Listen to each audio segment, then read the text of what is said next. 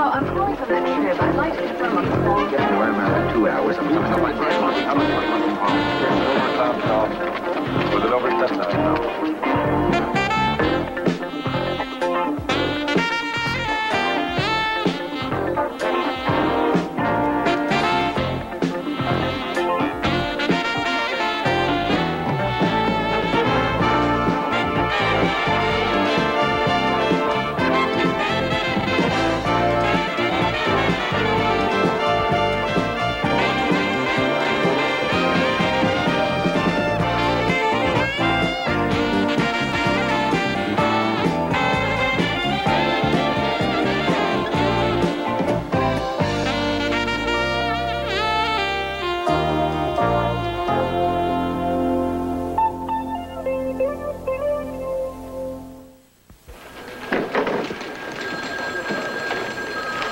Said no flowers. Didn't that mean I wasn't supposed to send flowers?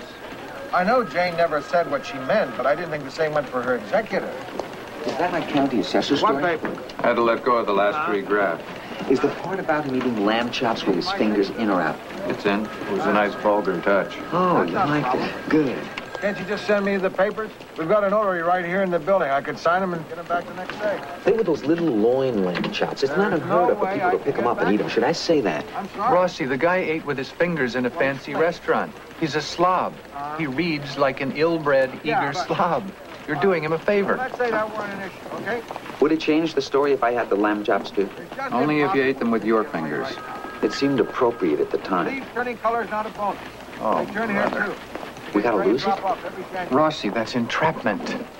What if I give you power of attorney? You know, if you'd have told me this a week ago, I could have gone to the funeral, too. Yeah, that's right. It's too late now. Look, I'll call you when I book my flight. Okay. Lou, Winnie hasn't checked in yet. Hold the thought. Dolly, my aunt died. Oh, Lou, I'm sorry. Sit down. No, she'd been dead a week and I hadn't seen her in a blue moon. She made me her chief beneficiary 100 years ago, and the lawyer back in Goshen wants me to straighten things out. Goshen? Goshen, Michigan, where I was born. Land of Goshen. That's right. Oh, it's nice. Get your trip back home. The plan is to duck in and duck out. Can you spring me? It would be Donovan's pleasure. Don't I know?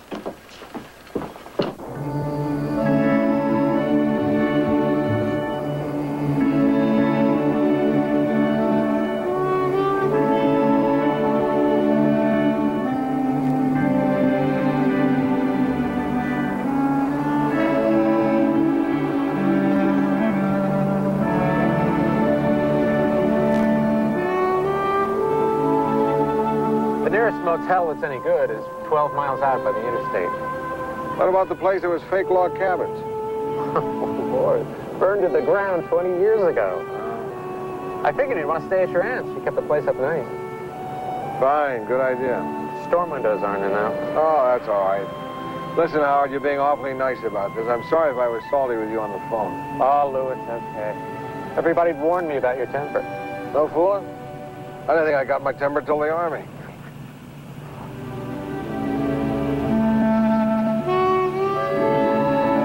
Recognize things now? What's this, Wooster Street? Grove. Dutch elm got some of the trees along here. That's why things are looking so poorly. Mm-hmm. And the gypsy moths are on their way. It's just a matter of time. Doggone it. What? I forgot to back shirts. It's always something, isn't it? We'll get you to some shirts. You probably remember the Episcopal Church. And the Lutheran. Dutch Reform is now some kind of Bible study place. And here we are on Worcester. Remember the high school? Oh, yeah. Do you have a vandalism problem? Oh, no, the school's been consolidated. All the kids go to Perrysburg now. You mean no more Goshen Hornets? Perrysburg Highlanders. Band wears kilts. Poor boys. Of course, the basketball team got consolidated right out of existence, too. We had our share of good teams. Basketball was a game, I remember that. You can thank all the good Pollock mamas for that. Every year, 2 or 3 of those big kielbasa babies would make the first string. And here's your street. Oh, yeah. nobody knew Jane was as sick as she was, or somebody would have called you. I know you would. Well, all ashore that's going ashore.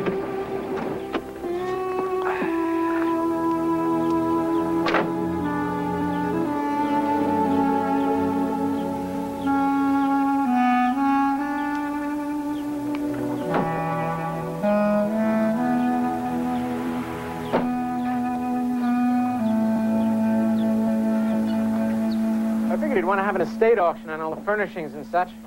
I had my girl make up a list of everything so you can run an ad in the paper. An auction, that's a good idea. By the time all the bills are paid, you won't come out with much. Oh, I know that. Can I give you a tour? This was my parents' house. I grew up here. My Aunt Jane moved in with my mother after my father passed away. Wow, that is nice. Welcome home, Lou. Thank you. And now, how about pointing me in the direction of a new shirt? Don't you want to get settled in? I am settled in. Okay. There's some real nice department stores in the mall. Where's that? We passed it coming in from the airport out by the interstate. Oh, no. Someplace in town is fine. Oh, then I'm afraid we're stuck with Brookmeyer's. Don't you let the Chamber of Commerce catch you talking like that. Heck, Lou, I'm the president of the chamber.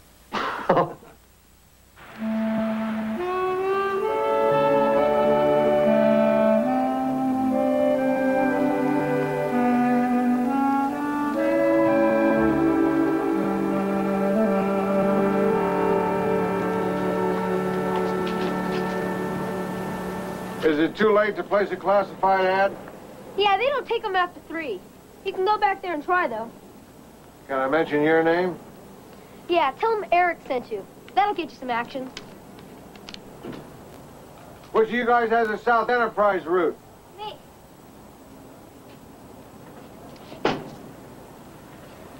Is Cemetery Hill as bad as ever? I do it first because I hate it the most. Me too. I had that route 3 years. It was tougher than football practice. You got an extra copy you can sell me? It's 20 cents now. Sorry. That's okay. The paper I work for now costs a quarter.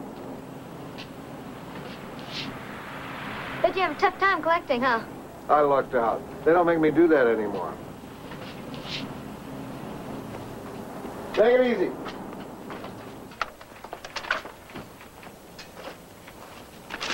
Excuse me. Lou, I heard you were in town. Yep, I am. Hap Constable. Holy smokes, Hap. How in the world are you? You know us small-time newspaper guys. Broad-beamed and narrow-minded. Come on in. You look good here. Oh, come on, pal. It's the same rat's nest you left in 43. No, I mean it. Oh, sure. Close your eyes, plug your ears, and except for the smell, you might be in the city room of the L.A. Trib. How's it feel being on one of the big ones? Well, considering how tough the competition is in L.A., we're holding our own. Every once in a while, we do a little better than that. Learned to spell yet? Learn to use a dictionary. That's my claim to fame. I told Lou Grant he couldn't spell. How's the family? Oh, the girls are great. All 3 are grown up and long gone. And the lady? Edie and I have been split up going on about 10 years now. Oh, no, I'm sorry. Gee. So how are things here? I hear the glass plant's got people working 2 weeks on, 2 weeks off. Yeah, everybody's tightening their belts. Real estate looks pretty slow. I saw a few vacant storefronts. Well, don't worry, Lou. You sell your aunt's house. Mr. Constable, can I have some collection envelopes? Yes, you can. Eric, I want you to meet Lou Grant. Hi. It's good for the kid to know that there are newspaper men that don't have to print wedding invitations. We've met. Yeah, but I didn't know you were Mr. Grant. I'm supposed to say hi from my mom and ask you to dinner sometime. Who's your mom? Mrs. Cusick. She was Carol Barilski. Well, I sure do know your mom. Tell her hello for me and apologize to her that I won't be in town long enough to come to dinner. Okay, bye. Nice to meet you. Wait till Carol hears you're divorced. Oh, come on. Isn't she an old flame? We just had a couple of classes in high school together. She's still got her looks. Good. Glad to hear it. Look at that poker face. Remind me never to play 7-card stud with you.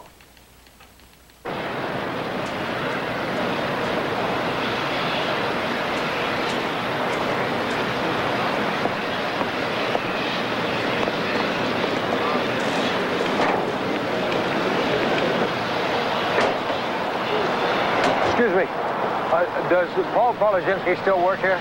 Nobody still works here. They shut us down.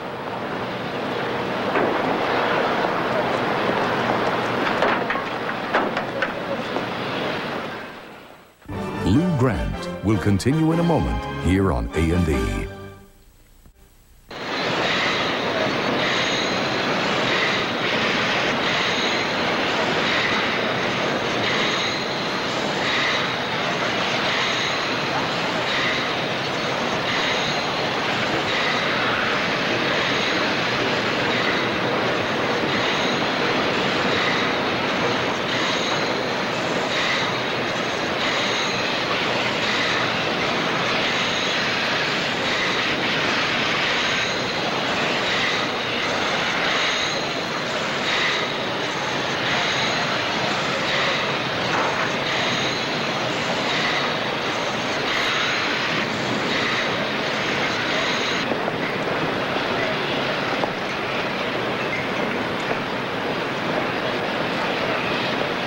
When did this place stop making milk bottles? About 3 years after people stopped using them. Those are vinegar bottles you saw.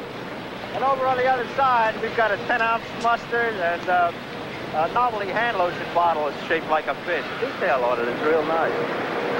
Lamson Foods decided we weren't making enough return for their stockholders, so bang, they shut us down. Lamson Foods? They're based in L.A. That's all right, Lou. I don't hold you personally responsible. Don't they need jars for their mustard?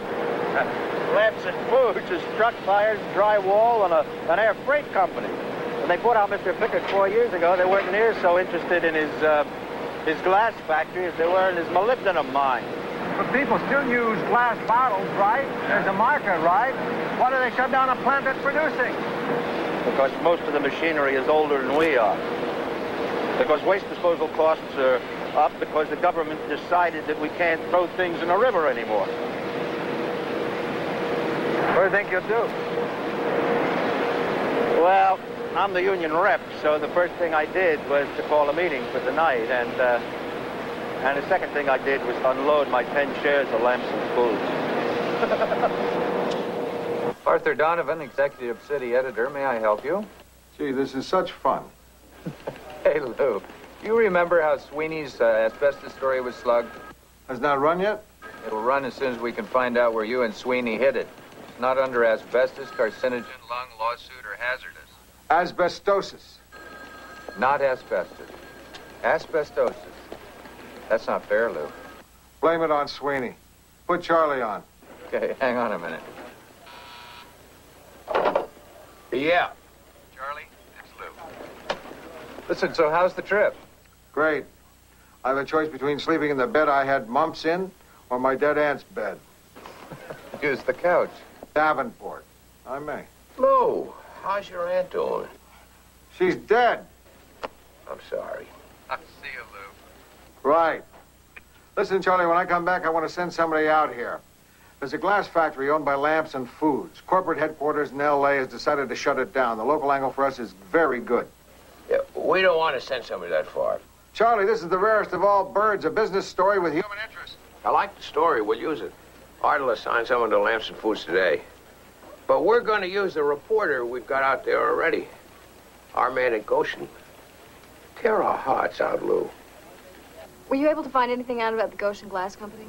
Yeah, I was. You caught me off guard when we talked on the phone, but I prepared a, here it is, a whole press kit for you. You see, somebody figured out that Goshen Glass... Goshen. That Goshen Glass wasn't growing like the rest of our subsidiaries, and a red light went on, and we had to fold the operation. How many people are going to lose their jobs as a result of the shutdown? Well, some of them will take early retirement, and all of them get up to 18 months of unemployment benefits. The Lamson Foods family is over 85,000. I think we're losing 250 tops, talking handfuls.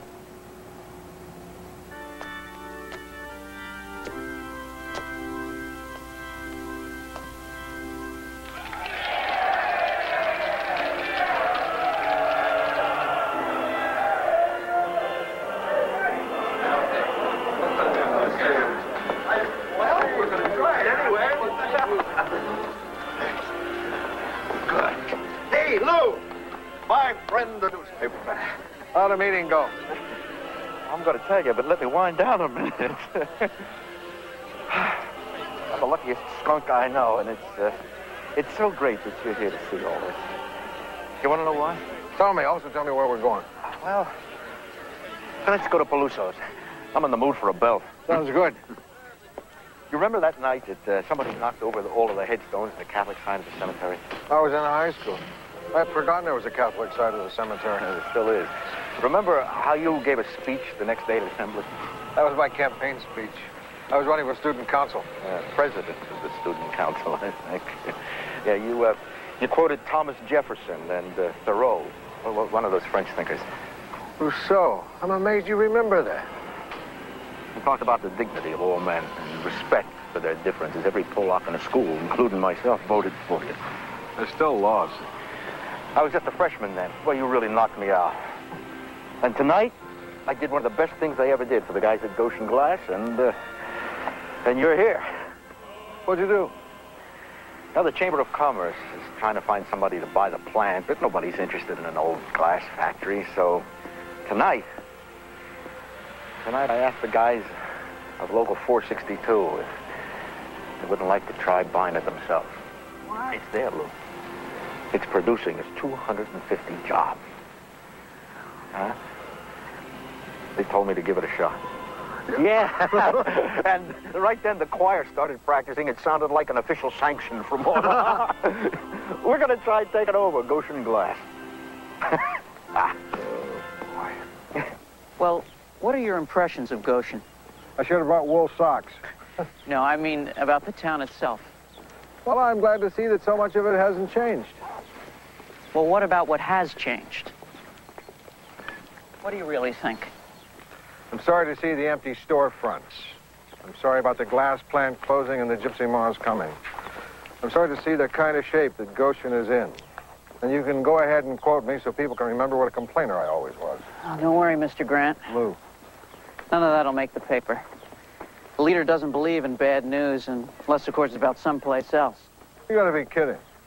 Shoplifting is up in town. The storekeepers think it's the unemployment. People are ordering less in restaurants. Median age in Goshen is 52. Of the last graduating class at Goshen High, all but 5 kids have left town. I've pitched all these things to Hap as stories, and every time he tells me the same thing. Everybody knows what trouble this town is in. They don't want to be reminded of it in the leader. Give me that notebook. Now tell me that again. Can always shove the flood in Pakistan inside. How close are you on the Sunbelt story? Close. Basically, what it is this social economist from LAU has kept his grad students chained to computers for the last 5 years and decided that the population of the country is shifting from northeast to south and west. That's it? No, he offers some recommendations, like face facts and stop pumping federal money into the Frost Belt, help businesses relocate in the Sun Belt. A lot of that's already happening. The man is despicable. He's the value system of a Visigoth. Build a city, bleed it dry, move on. You know, I hate to sound like a sore winner here, but what's wrong with this population shift? If you had to pay twice as much for your heating oil, you'd probably want to move where it's warmer. And if I owned a company, I might like to move somewhere where the unions weren't so strong. Where'd you grow up, Rossi? Jersey. You like it here? Yeah. You got any plans to go back and look for work someday? Probably not, but that's not the point I'm trying to make. I know. It's the point I'm trying to make. I don't want to sound too cheery, Len, but it's hard to give up on Goshen when there are sharp young guys willing to stick it out. Where? Sharp young wise guys. Not me, Lou. I was out of here 2 years ago at Michigan State. Then my dad got laid off at the cannery, and I came home to help out. Next chance I get, I'm leaving this town for good.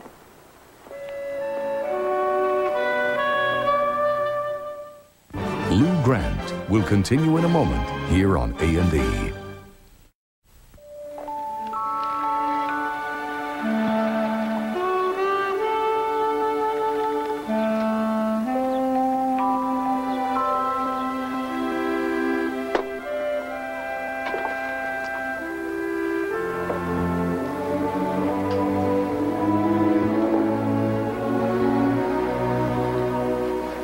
Mr. Grant, the boys can take care of that.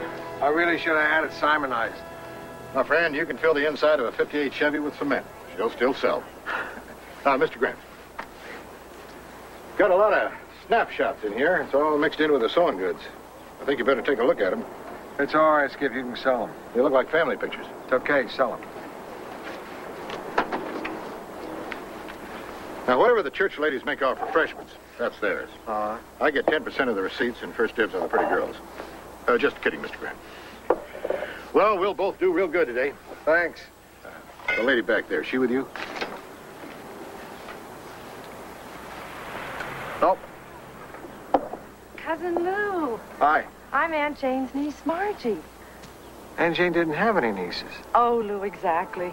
I'm her sister's brother-in-law's daughter-in-law. And I just came over from Perrysburg to see if I could give you a hand with the sale. Oh, that's awfully nice of you, Margie. You ought to sort out the collectibles. What are collectibles? Oh, my, I'm not surprised that you don't know, but that auctioneer ought to. Those crockery mixing bowls and the cologne bottles, and he's got depression glass mixed in with their dishes, and my clocks. Those are your clocks? I can't tell you the evenings I spend keeping Aunt Jane company, and she'd always say, the clocks are yours, Margie. See, I feel terrible, Margie. She didn't put that in her will. Well, Lou, she was an old lady, you know. And that funny old car over there, my boy was the one who kept it running. The hours he spent, and Jane was so grateful. Would you like the car, Margie? And the clocks? Oh, Lou, of course I would. And I'd like you to have them. I hope you outbid everyone. Testing. 1, 2, 3. Testing. $5 once, $5 twice, $5. Sold at over 47. Look at this charming clock. It doesn't work. Look at the cabinet. Look at the wood in that clock. This is a hand-carved wooden clock. It doesn't work. But look at the wonderful work. Look at that wonderful woodwork. I want to hear 25. 22? We've got 22. Do I hear 25? Thank you. 25. I'm at 25. Do I hear 30? $25 sold. We've got an electric room up next. Somebody's showing me $4. Do I hear 5? Thank you, friend. $5. $5.50? Lady, how much are you bidding? $5.50? $6? $6, lady. Thank you. Do I hear 7? $7. Where do I hear 7? 7, lady. And $8 on the electric broom. Do I hear 9? Oh, she runs like new. $9. Thank you, sir.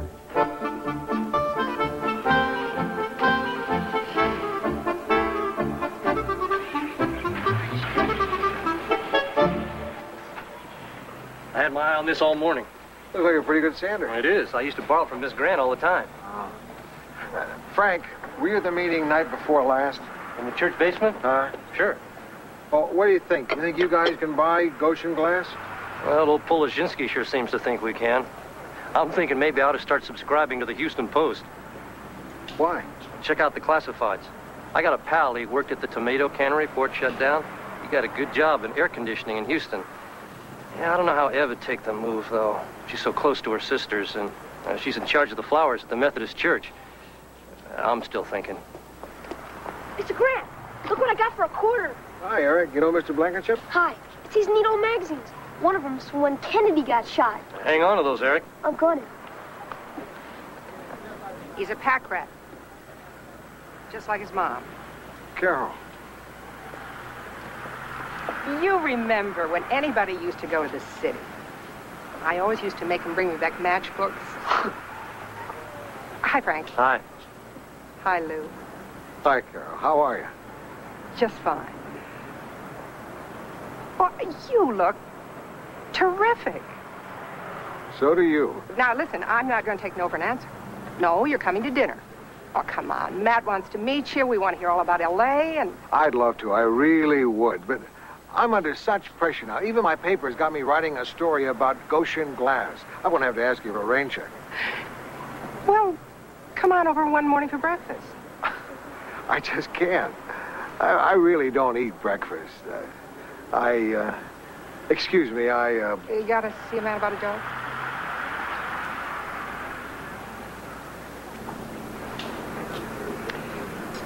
Very nice to see you again, Lou. Really nice seeing you again, Carol.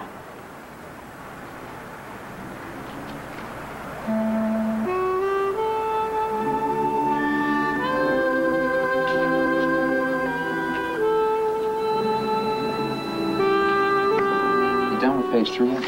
This is very enlightening. Billy, I can't believe you don't want to read this.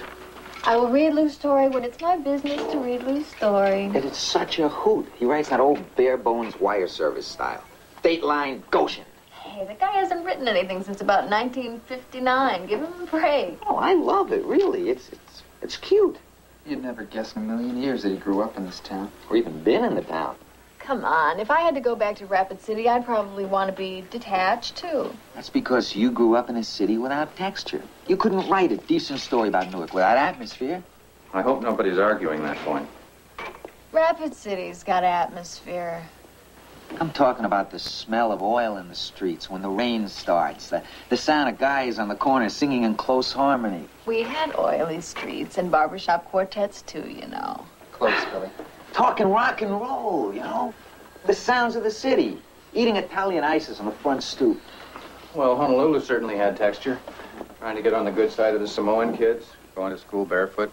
The awful boy in the cafeteria.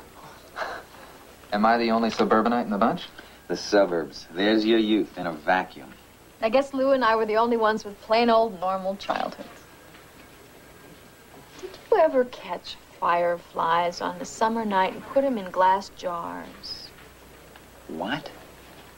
Sure, you'd poke holes in the top of the lid and you'd put little blades of grass in, but they'd always die the next day. Talk about sadistic. Oh, for Pete's sake. I never heard of such a thing. Why would you want to bottle up something beautiful? I used to squish scorpions, but that was self-defense. It was them or me. Rossi here. Yeah, I'll tell her. It's Tim Switzer from Lamson Foods on your line. Thanks. On my way. We didn't mean to be cruel. It's too late now.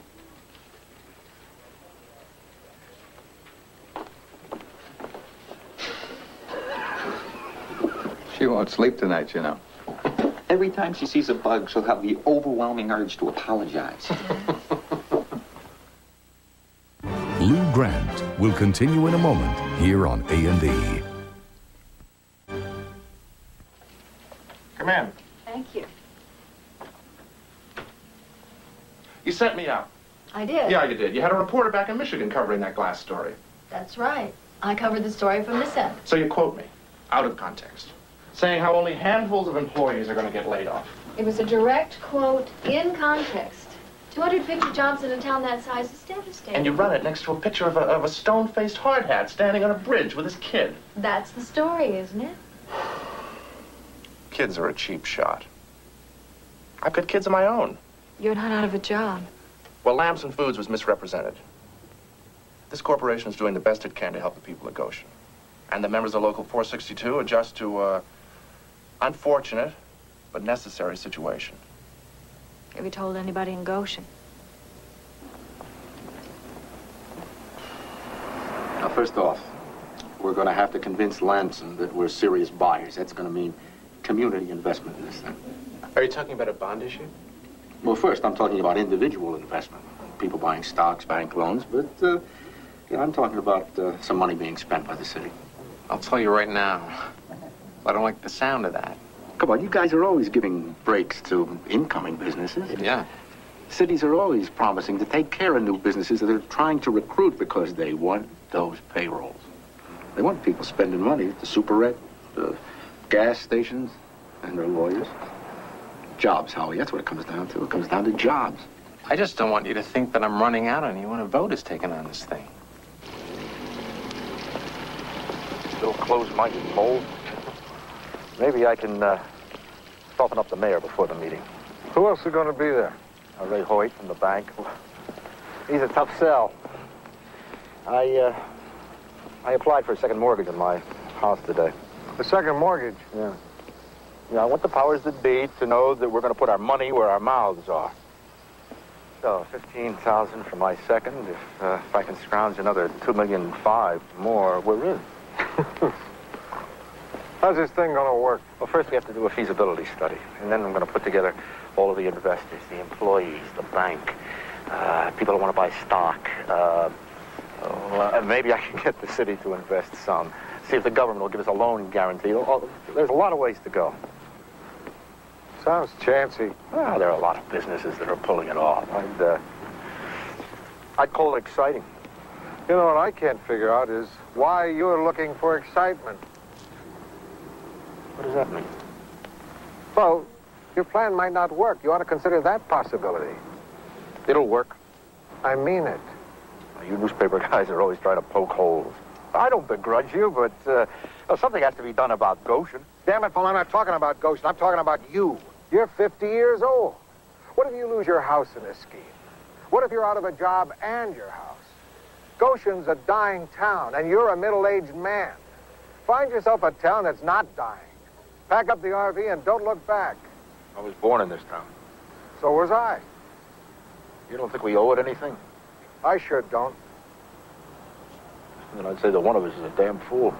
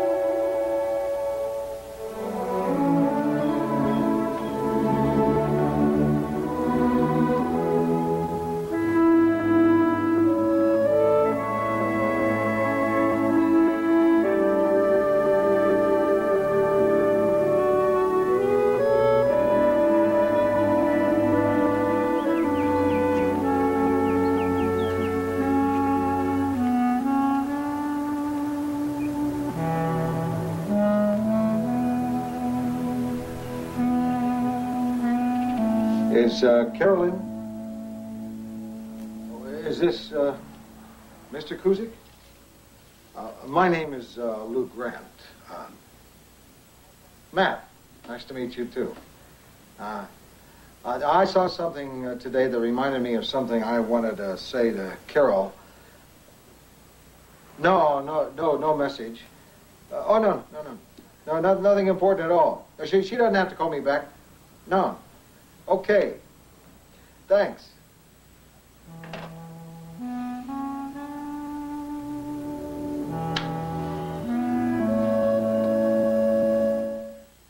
Lou Grant will continue in a moment here on A&E.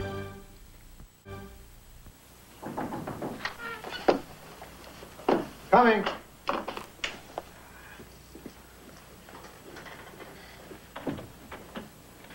I'm returning your call. Carol, hi. You didn't have to come over. Oh, that's all right. I usually take a walk after supper anyway. Sit down. I'm sorry. Nobody told me I shouldn't auction off all the furniture. Here, let me take your coat. Oh, thank you. But listen, if you want coffee, we've got to go to the Dairy Bell. Coffee? I don't even drink coffee after 7 o'clock. Oh, I shouldn't, but I do.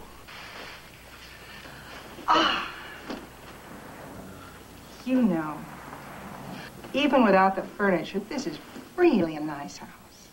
Well, you know this house. This used to be my folks' house. Oh, yeah, I know. I've never been inside. No? No. Well, I can give you a tour.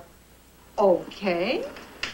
This is the living room. Uh-huh. Every year we put the Christmas tree there by the window. Mm-hmm. And you hung your stocking over there. It was white felt. Every year I got a candy cane and a pair of brown socks. Traditions I've tried to pass on. But Edie thought our daughters wouldn't wear brown socks even if they were traditional.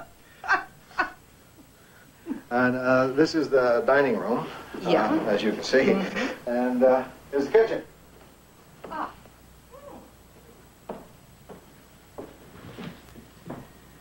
You know, I always thought that your parents were rich. Really? My dad sold office supplies. There never was much money. And my mother's one big gesture of deception was so transparent. She changed the buttons on her good coat every year. You must have been the only one she fooled. Remember the old Plymouth I got senior year? I had a radio. Yes, and you were the only boy I knew with a car that had a radio. Aunt Jane paid for half of that. I found that out tonight. She had her canceled checks in old shoe boxes, and one was marked Lou's car. Nice. It would have been a whole lot nicer if she had told me about it so I could have thanked her for it. Instead, I'm this ungrateful rat. I've got this 40-year-old loose end hanging. One more thing to sweat about at 4 o'clock in the morning. I never thanked Jane for the 34 Plymouth. I never told Carol Barilski that I wasn't going to see her again.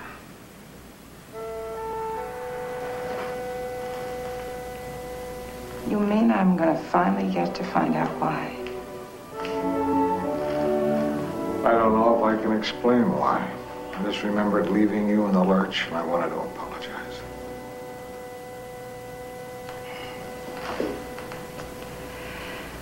First thing I thought was that my mother was right about what happens to bad girls. No. You were the sweetest girl. I was crazy about you. Was it your folks? I know that's why I never brought you here. Mother and Dad both.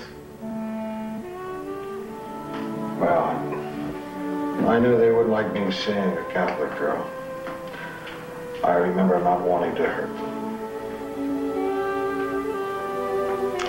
I'm glad I know. It's one less loose end to both.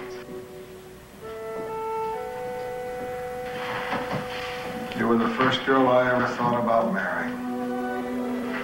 I was. I had this completely naive dream I used to think about whenever I used to walk to your house. We'd be living in this big glass apartment building in Chicago. And they had one of these umbrella stands. There was one of these old Chinese vases. You'd be serving dinner on the balcony, and Toscanini would be playing something smooth on this big Stromberg Carlson we were going to have. I don't remember you liking classical music. I didn't. I thought that would come with a good job and the balcony and the giant radio. And by this time, I'd be turning the corner of Enterprise and I'd see your house. I could see you inside laughing with your dad, talking in Polish. I could smell the cabbage. You always wore that cloth necklace with the Madonna on it. Scapular. Scapular. Yeah, and you'd always take that scapular off whenever we'd start to kiss, and I swore that we were going to be struck dead. Anyhow, my dumb, sick kid mind, you were suddenly someone I could never bring home. I didn't want you in my daydream.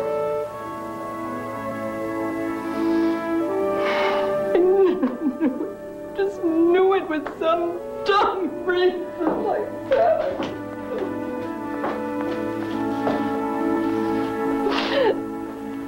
It was a mistake to tell you. This trip was a mistake. Who needs to be reminded he's an ungrateful, egotistical, bigoted, temperamental little phony? For Pete's sakes, you're just a dope. A little phony and a dope. Okay, just tell me. Who in the world did childhood well? I mean, I was absolutely rotten to my baby brother. Thought all those Catholic boys were goony, and I was so embarrassed by my big feet that I always bought a pair of shoes one size too small. Oh, isn't that what being a kid is? I wised up. I'm sure you did too. I hope I did. I married a Catholic girl. You are kidding.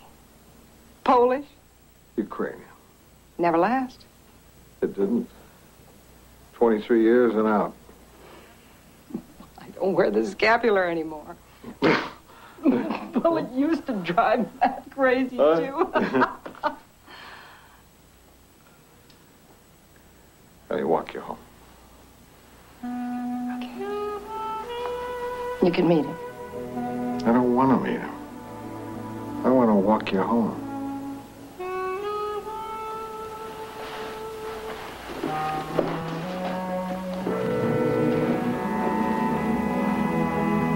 Time is really what could do us in here. Lamson Foods is in a frame of mind to accommodate us, but that's because it's not costing them an arm and a leg. I'd like you gentlemen to look at paragraph 3 of the proposal. This whole thing really figures out. What have I missed? Opening salvos. Ray Hoyt, the banker who's dressed like a banker. He's done nothing but doodle all over the proposal Paul gave them. I'm not sure he's still awake. I'd like to express something, Paul, which I think many of us here are feeling.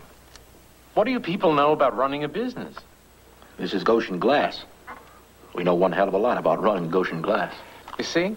And I mean this respectfully. You seem to be seriously underestimating the role of management in all this. We know the value of management. I've got to tell you, I'm made very nervous by all this talk of city government getting tied in with a private business. And what kind of private business are we talking about when the employees are running the place? I don't like the sound of it. Well, we're going to have to me. Excuse me, Mr. Hoyt, go ahead. Well, it makes sense to me. You know, we're always talking about people getting up off their rear ends and taking a little initiative. Seems to me if Mr. Polaginski and the men he represents want to take a crack at operating this business, we ought to let them. But what I'm saying Dang it, we ought to do our damnedest to help them make a go of it. Now, how many of your fellas are out of work? 258. Well, I'd rather spend my money keeping 258 tax-paying wage earners in this town than watch it go for their unemployment benefits. I could appreciate that. And when do they shut down this furnace? A week from Friday. There's 10 days, fellas. I suggest we get a wiggle on.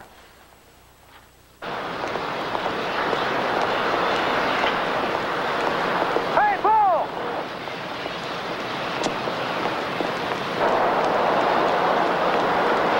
How about a quote? Monday never felt so good. Okay. Let's hear it for tight-fisted bankers who know when to get a wiggle on. I don't know how good this is for you, but I want to say it. I'm not kidding myself about Goshen. I know we got a long haul ahead of us, not only for the plant, but the town. But if we pull it off, we're going to have something pretty good to pass on to our kids. Okay? Okay.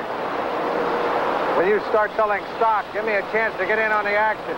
You won't be sorry. Thanks, Lou. Lots of luck.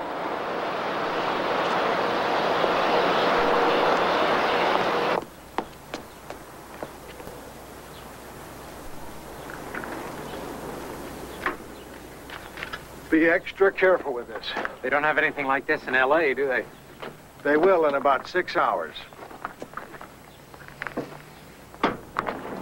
Lou? Wait a minute. Hi, Howie. Carol, you just caught me. Brought you something. The family picture. Well, they were in with all that sewing stuff I bought at the auction. I knew you'd just kick yourself if you lost them. I've been kicking myself. There's one in there of your folks at a picture. Oh, it's wonderful. Your mother's all dressed up. Big straw hat, and your father's, well, I mean, he looks like the Captain the Canary. Oh, you gotta frame it. I will. Listen. Thank you for this. You're welcome. Say so long to Eric. I sure will.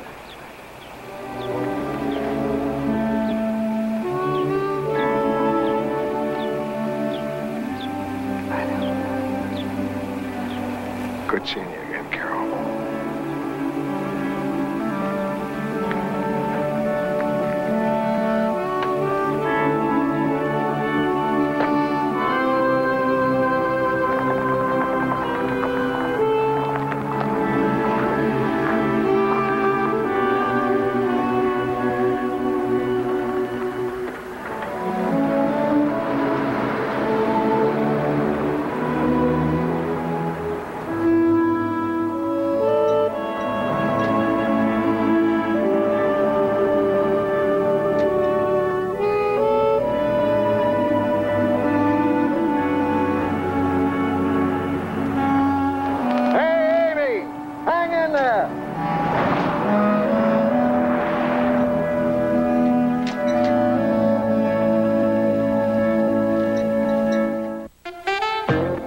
He was a crazy crack-up at the tender age of 10.